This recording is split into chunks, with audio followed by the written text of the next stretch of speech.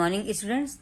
आज हम लोग हिंदी लिटरेचर में पार्ट 19 पढ़ेंगे, जिसका नाम है काकी। तो बच्चों, ये काकी एक कहानी है जो कि सियाराम शरण जी द्वारा लिखी गई है। और इस कहानी में एक बच्चे का अपनी माँ से स्वाभाविक प्रेम का वर्णन किया गया है कि एक बच्चा अपनी माँ को किस कदर चाहता है, उसके लिए चिंतित होता है।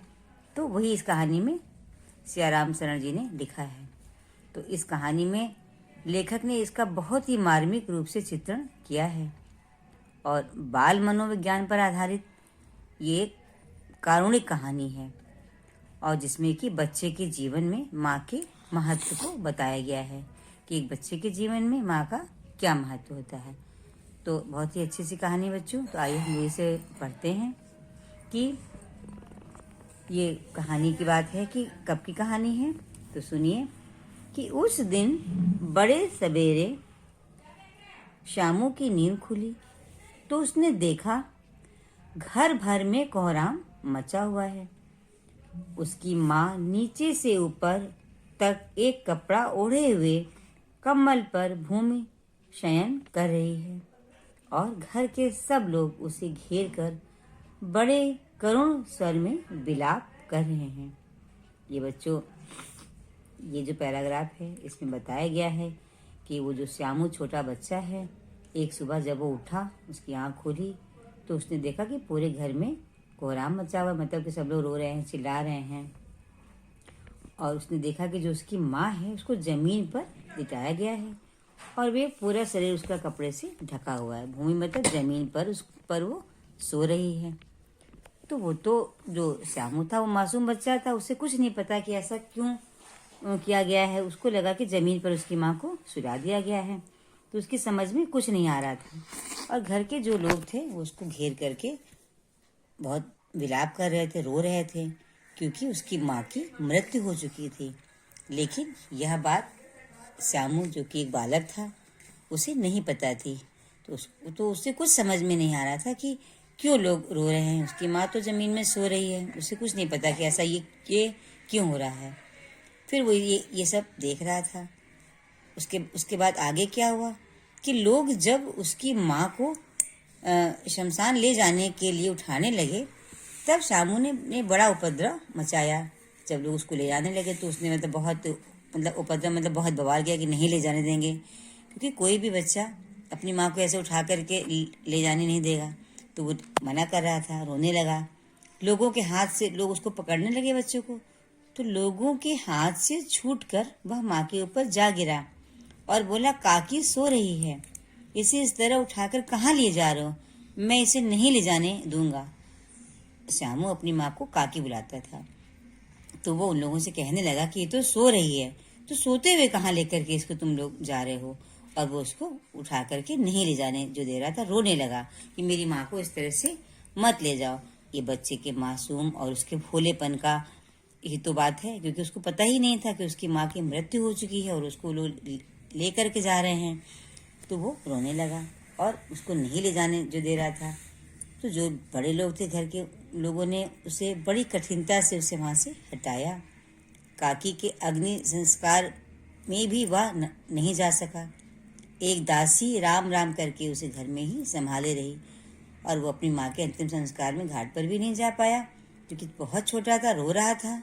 तो घर की जो दासी थी वो उसी ने उसको अपने पास संभाला।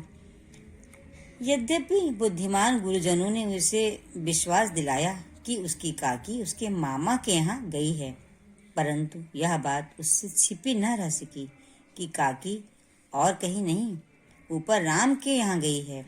काकी के लिए कई दिन लगातार रोते रोते उसका रुदन तो धीरे धीरे शांत हो गया, परंतु शोक शांत न हो सका।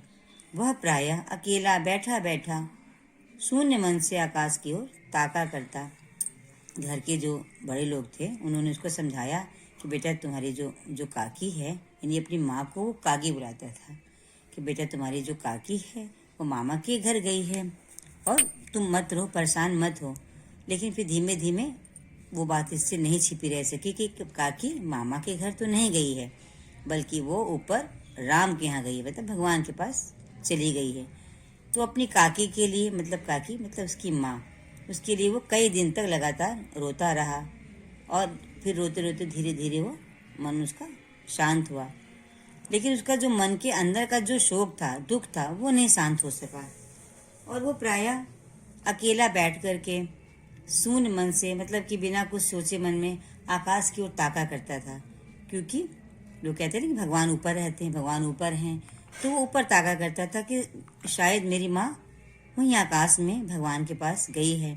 तो वो अपनी माँ की याद करके और आकाश की ओर देखा करता था।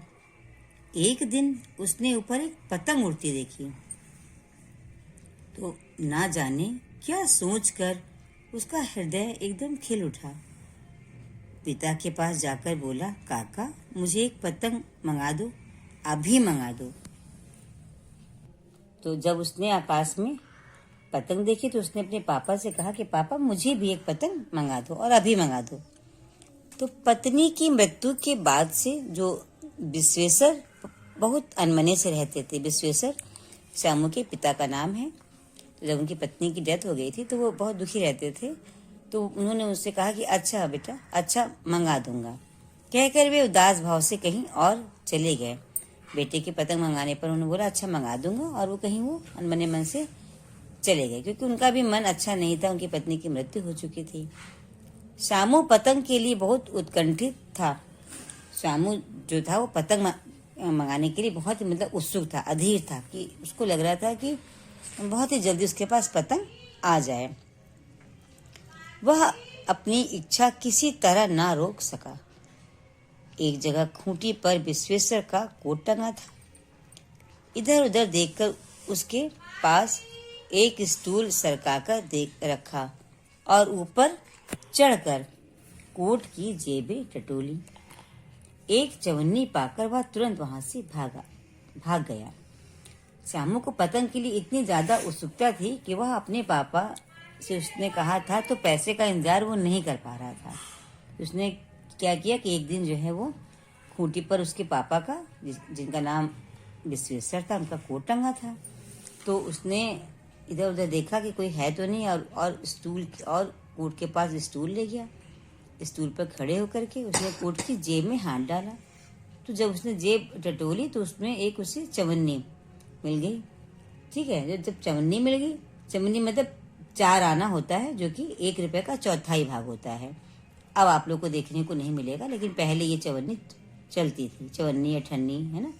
तो अब नहीं, अब तो सीधे 1 रुपये 2 रुपये है, तो ये 1 रुपये का चौथाई भाग चवन्नी। तो वह पाकर वह वहां से भाग गया। फिर कहाँ गया? सुखिया दासी का लड़का भोला श्यामू का साथी था। क्या है, उनके घर में एक दासी काम करती थी जिसका नाम था सुखिया।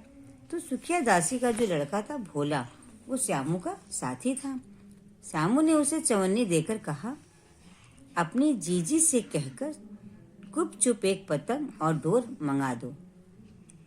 देखो अकेले में लाना, कोई जान ना पाए। जो श्यामू था उसने सुखिया दासी के लड़के भोले से कहा कि चवन्नी उसको दी और कहा कि अपनी दीदी से बोल दो कि एक पतंग ला दे और एक डोर ला दे, और किसी को इस बात का पता ना चले, अकेले में लाना, कोई जान ना पाए। फिर क्या हुआ कि पतंग आई। एक अंधेरे घर में उसमें डोर बांधी जाने लगी। श्यामू ने धीरे से कहा, भोला किसी से ना कहे तो एक बात कहूं? भोला ने सिर हिलाकर कहा, नहीं किसी से नहीं कहूंगा। तो श्यामू ने रहस्य खोला, मैं यहाँ पतंग ऊपर राम के यहाँ भेजूंगा, इसको पकड़ करके काकी नीचे उतरेगी। मैं लिखना नहीं जानता, नहीं तो इस पर उसका नाम लिख देता। जब पतंग आ गई तो पतंग को लेकर के वो अंधेरे कमरे में गया, मतलब अंधेरा मतलब जहाँ पर कोई आ ना पाए अकेले, और उसको कोई देख ना पाए कि वो क्या कर रहा है। उसमें वो डोर बांधने लगा। तब श्यामू ने धीरे से कहा, किससे कहा? भोला से। भोला जो कि उसका साथी था, उसका दोस्त था, उससे उसने कहा कि भोला किसी से अगर तुम ना कहो तो मैं तुम्हें एक बात बताऊं। तब उसने भोला को अपने मन की बात बताई। क्या बताया? कि श्यामू ने भोला से बताया कि वो इस पतंग को ऊपर राम के पास भेजेगा, मतलब आसमान में भेजेगा, क्योंकि उसने देखा था एक दिन कि एक पतंग आसमान में उड़ रही है। तो उसको लगा कि आसमान में ही तो भगवान रहते हैं और ये पतंग आसमान में भेजेगा, और आसमान में जहाँ की उसकी काकी गई हुई है और उस पतंग को पकड़ करके वो धीरे धीरे नीचे उतर आएगी। तो कहता है कि मैं लिखना नहीं जानता, नहीं तो मैं इस पर इसका नाम लिख देता, मतलब अपनी काकी का। तब क्या हुआ कि भोला जो है वो श्यामू से ज्यादा समझदार था। उसने कहा, बात तो अच्छी सोची, परंतु एक कठिनाई है। यह डोर पतली है, इसे पकड़कर काकी उतर नहीं सकती, इसके टूट जाने का डर है।